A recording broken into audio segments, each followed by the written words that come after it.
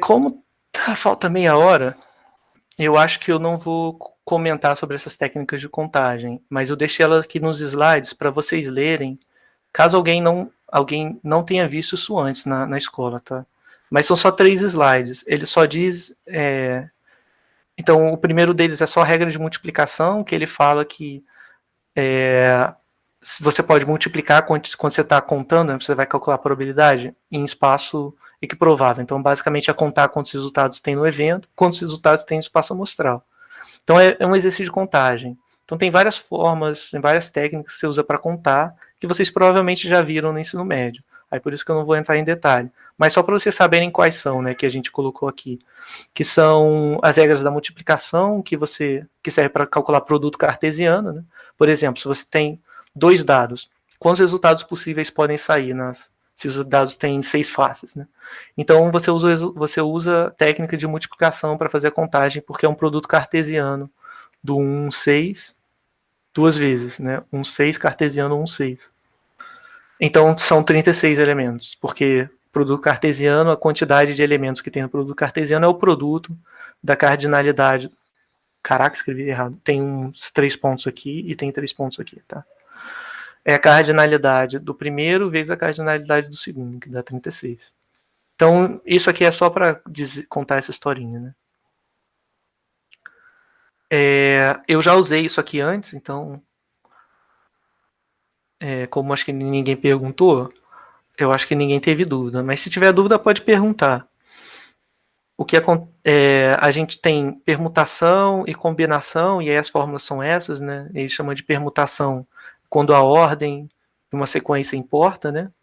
Então, por exemplo, se você for olhar a sequência 1, 2, 3 é diferente da sequência 3, 2, 1. Então, quantas formas tem de fazer sequências com os algarismos 1, 2 e 3? Aí a fórmulazinha é essa. É fácil de entender por quê, né? Renato está me perguntando, é errado escrever na forma de intervalo 1, 6? Sim, Renato, é errado. Por quê?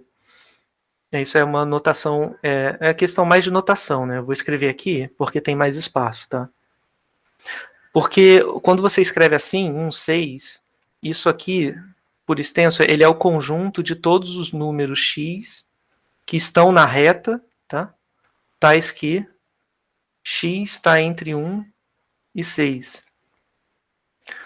Ou seja, o número 0,5 pertence a esse intervalo 1, 6, tá? Então, eu não quero isso, né? Eu quero o conjunto 1, 2, 3, 4, 5, 6 apenas. Eu não quero colocar 0,5 ali, né? Então, esse conjunto é diferente do intervalo 1, 6, tá? Se eu quisesse usar o intervalo 1, 6, eu poderia, mas eu teria que fazer alguma coisa do tipo, dizer que isso é igual a um intervalo 1, 6, interseção com os naturais. Tudo bem? Porque aí são os reais entre 1 e 6, incluindo os extremos, mas que também são números naturais. Faz sentido? Então é algo assim, eu tenho aqui a reta, aqui eu tenho 1, aqui eu tenho 6. Então, esse conjunto aqui é o meu conjunto 1, 6. Então, em 1, 6, eu não preciso dizer a qual conjunto os números pertencem. Não, isso é uma notação, isso é uma convenção. Quando você coloca reticências, né, a pessoa pode perguntar, o que tem essas reticências aí, né? Pode ter qualquer coisa. Fala, é verdade, pode ter qualquer coisa. Pode ter um 7, um 70, mas por convenção a gente denota que essa reticência quer dizer que é um... Como eu posso explicar? Quer dizer que é só a sequência de números inteiros indo de 1 até 6, né? Se eu não disser nada, é isso. Às vezes eu posso falar assim, escrever em termos de sequência, né? Tipo 2, 4, 8, 16, 32, reticências. Essas reticências é só coisa de preguiça, né? Eu vou colocar reticência só para dizer, vocês entenderam qual que é a sequência que forma, é só prosseguir com a mesma ordem de formação, né? Com a mesma sequência de formação. Isso aqui é uma coisa informal, tá? Mas eu vou escrever bastante, porque senão dá muito trabalho, toda hora tem que ficar escrevendo essas coisas que tomam mais espaço. Tudo bem? Beleza, obrigado, Renato. Gente, se vocês quiserem perguntar, pode abrir o áudio e perguntar, não tem problema não, tá? Também pode mandar por chat se preferir, se achar mais prático, para mim tanto faz, tá? Ficou mais alguma questão até aqui? Não? Ah, Professor, vou ser bem sincero, tá? Eu tenho muita dificuldade nessa parte de analisar os elementos que eu preciso calcular, né? Essa parte de permutação e combinação. Eu não interrompi lá em cima quando estava falando dos dados, porque o dado é algo simples, né? Sabe que é um sobre 6 vezes. Mas eu sempre me confundo muito nessa parte aqui. Em permutação e combinação? Isso. Tá, beleza. Deixa eu então tentar explicar para tirar as dúvidas. Mas sempre que vocês tiverem dúvida, gente, pode perguntar, não precisa ficar acanhado não. Às vezes eu falo assim, porque isso aqui vocês veem no ensino médio, mas não quer dizer que tenha problema você não saber, né? É só uma questão do tempo. Tem gente que aprende agora, tem gente que aprende antes, mas no final das contas todo mundo vai acabar sabendo isso. Então vamos lá. Quando eu tenho permutação, isso aqui quer dizer o quê? Permutação quer dizer que a ordem importa, né? Então eu posso pensar, deixa eu ver se eu tenho algum espaço em branco que eu posso escrever.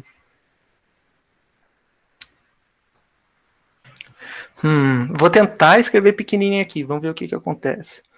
Então vamos supor que eu tenha conjuntos 1, 2, 3, um conjunto 1, 2, 3 e 4, tá? E eu quero saber todas as sequências de tamanho 3. Então estou interessado nas sequências de tamanho 3. Usando elementos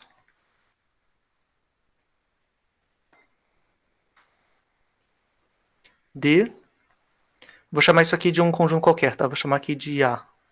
Usando elementos de A. Então estou interessado no conjunto das sequências de tamanho 3 usando elementos de A. Eu posso tentar listar todo mundo aqui, mas vai dar trabalho. Vai ser o quê? Tipo 1, 2, 3, 1, 2, 4, 1, 3, 2, né? E aí tem que fazer todos e conferir para ver se não está faltando nada, né? Aí a forma de você contar seria o seguinte: você pode pensar sempre nos espaços, né? Em espaço em branco e preencher. Então, como eu quero uma sequência tamanho 3, então esses caras aqui são os espaços vazios na minha sequência. E agora eu vou completar colocando um desses caras aqui, depois colocando o outro, depois o outro, tá? E eu quero colocar sem repetição, esqueci de falar isso. Sequência de tamanho 3, usando elementos de A não repetidos. Não repetidos.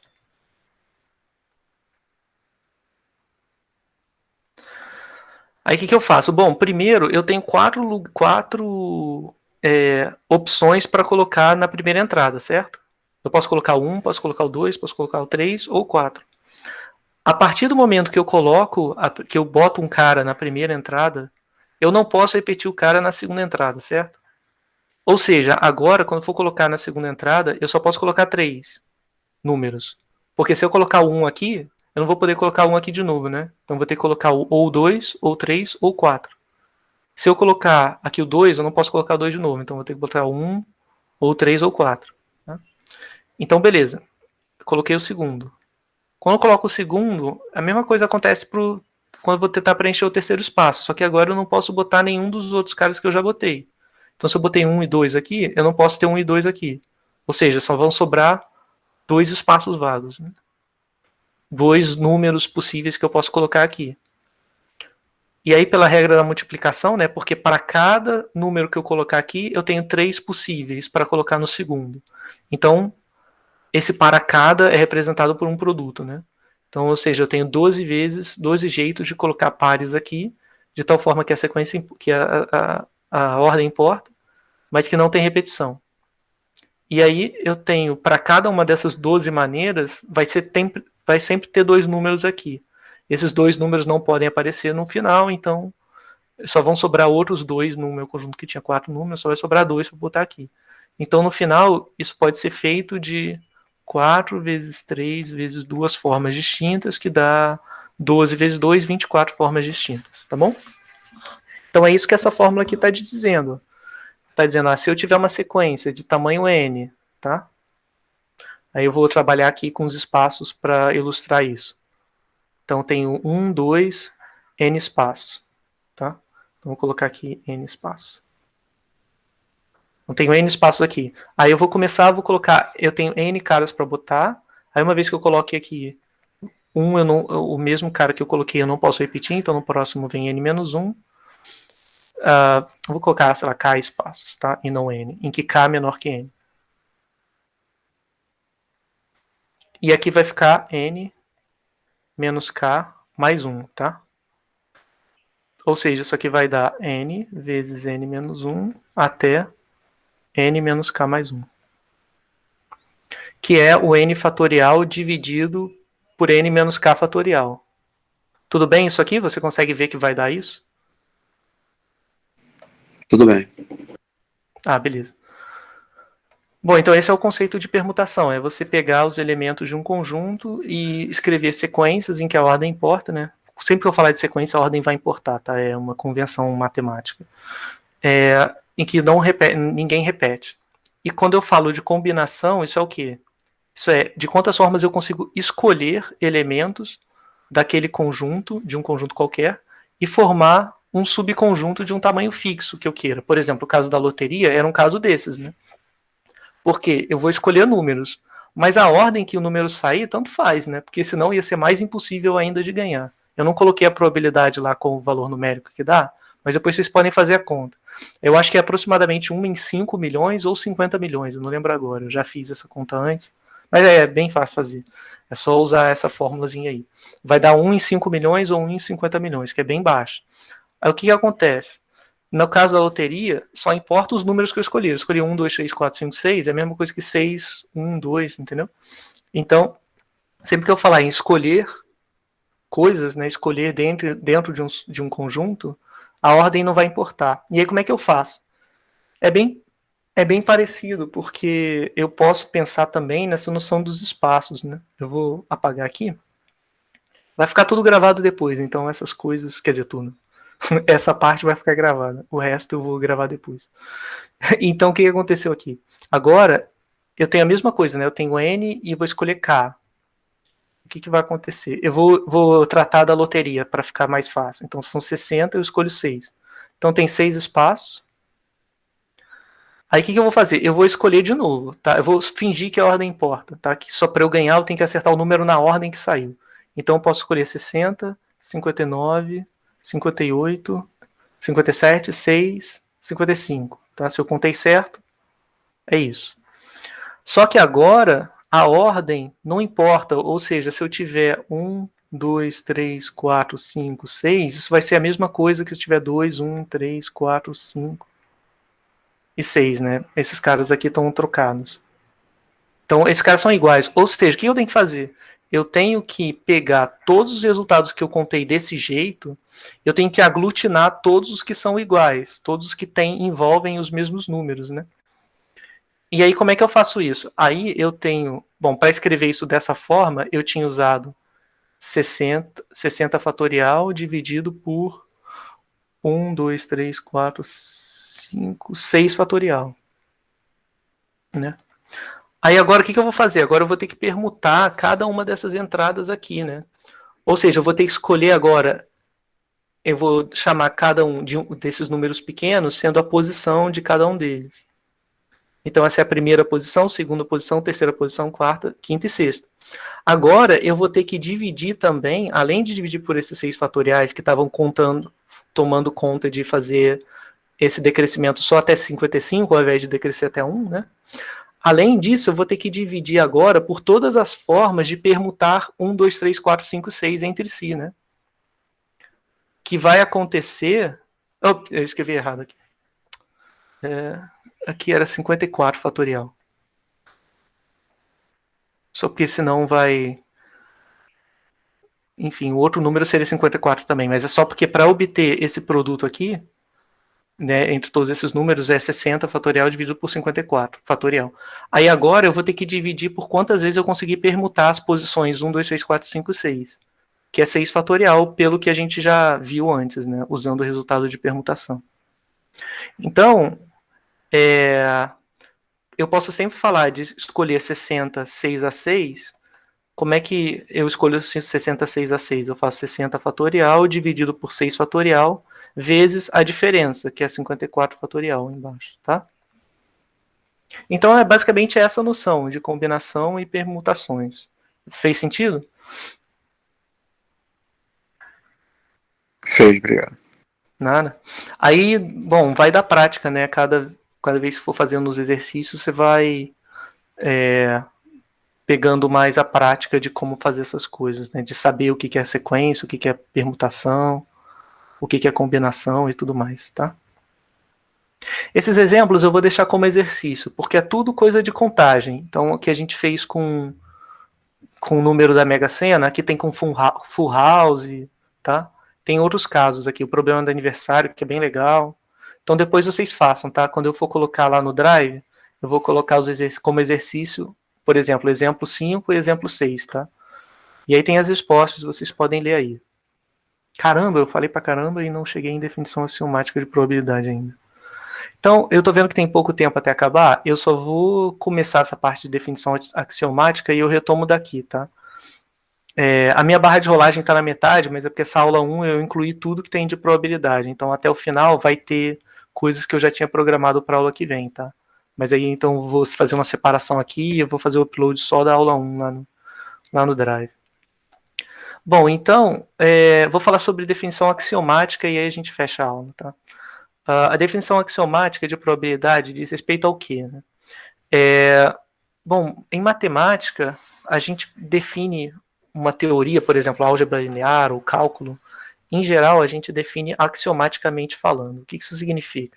Significa que a gente começa por axiomas e aí todas as outras propriedades, tudo mais que a gente for ver, né, que construir na teoria, vai vir como consequência desses axiomas ou como consequência de resultados que vieram como consequência dos axiomas. Ou seja, os axiomas são coisas mega básicas que eu vou supor que valem e não vou provar, e todo o resto é demonstrado a partir dessas propriedades mega básicas, tá?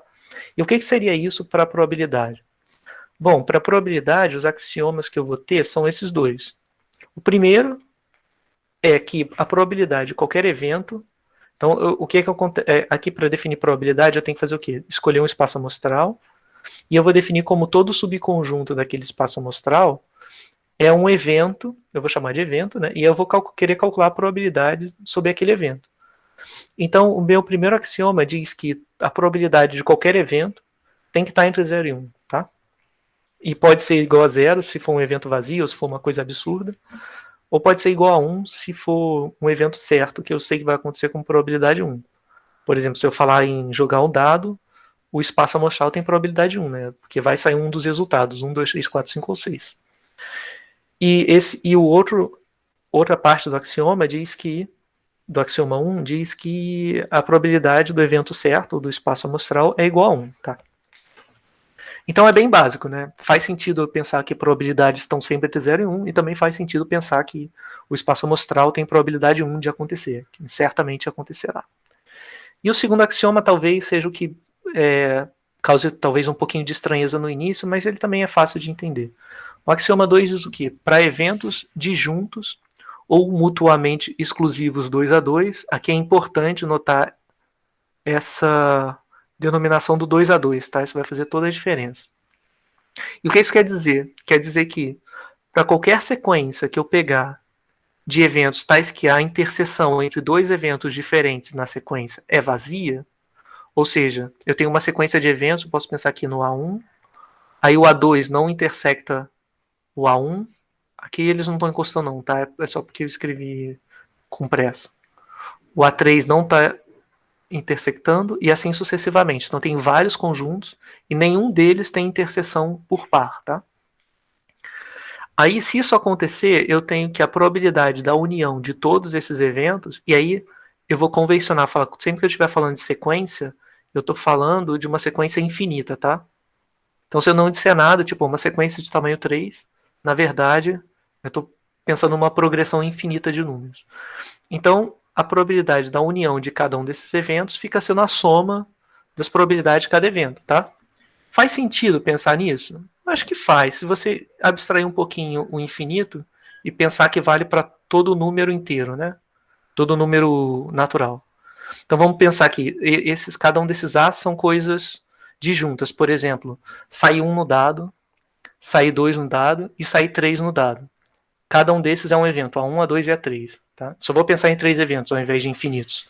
Então eu posso calcular a probabilidade da união deles, que seria sair 1, 2 ou 3, calculando a probabilidade de sair 1, depois somar com a probabilidade de sair 2, depois somar com a probabilidade de sair 3. Isso só vai funcionar se os eventos forem disjuntos, porque se não forem, eu vou estar contando 2 vezes a mesma coisa, né? Vamos supor aqui, eu tenho A1, A2, A3. Aí eu quero fazer com pressa e dizer que a probabilidade do A1 união A2 união A3, isso aqui não vai ser igual à probabilidade do A1 mais a probabilidade do A2 mais a probabilidade do A3, tá? Isso aqui não é igual, porque se eu fizer isso, eu estou contando esse cara aqui 2 vezes, tá? Ou seja, por isso que é importante essa noção do mutuamente exclusivos 2 a 2, tá? E por que 2 a 2? Só para fechar a aula, né? Esses eventos A1, A2 e A3, eles são mutuamente exclusivos no sentido literal. Por quê? Porque a interseção dos 3 é vazio, né? Tem interseção de A1 com A2 com A3. Essa interseção é vazia. Ah, caramba, eu vivo colocando o traço no lugar errado.